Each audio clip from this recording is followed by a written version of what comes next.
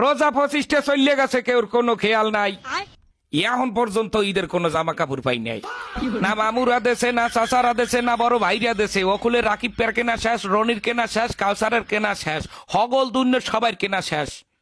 খালি মোর তা কিনতে পারি নাই। সারা বছর আমি গতবারের দুগ্গা জামাই দিয়ে কাটাই দিস। দুগ্গা জামা, দুগ্গা জামাই দিয়া একটা বছর আপনারা কেউ কাটাইতে পারতেন না? আমারে কয়েন আপনারা কেউ পারতেন?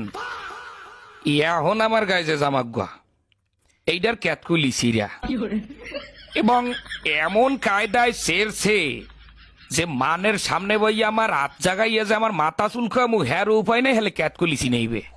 এবং পেন্দনের যে প্যান্ডা সবাই জানেন ফুটপাতে কিনছি, এই প্যান্ডার মধ্যে 19-20টা তালি, সিরা প্যান্ট সেলাই করিয়ে তালি দিয়ে হেয়ার পর হিন্দি।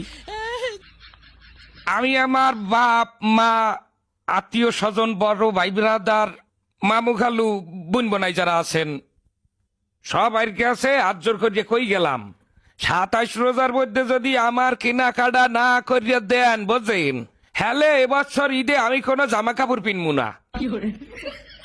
হাফ পিনতে খালি গায়ে নামাজে খারাইলে কলে মানে জিগাইবে একবার কেয়ার বাইর কেয়ার নাতি কেয়ার পোয়া, হেখালে কি আমার আল্লাহর ইজ্জত যাইবে? গেলে কলো সবাই ইজ্জত যাইবে। আমি ভালো করে বলি, আবারও শোনেন। স্বাস্থ্য মামা তো দুলা ভাইরা, চাকরিজীবী বড় ভাইরা, মামু খালু চাচা ফুপারা একটা একটা পাঞ্জামি দিলেও আমার কলো 15-16টা পাঞ্জামি হয়ে যায়। আপনারা জানেন কিনা জানি না, আমার বাপেরা তাহলে 3টা গরু আছে। যদি 27 রোজার মধ্যে আমার কেনাকাটা না করিয়ে দেওয়া হয়, হ্যালো ওই গরু আমি রাখতে হরমুখী, ওই গরু আমি আডে উড়াইয়া বেচছে পেটটা ভরিয়ে খামু। বন্ধু বান্ধব লইয়া ববের খাওয়া খাইয়া মার্কেটে যাই, কিন্তু সবটা মার্কেটে খরচ করবো। আপনারা অনেকেই কইতে পারেন যে এটা অসম্ভব কাজ, কিন্তু অসম্ভবকে সম্ভব করা অনন্ত জলিলের কাজ, এটাও আপনাকে মাথায় রাখতে হইবে।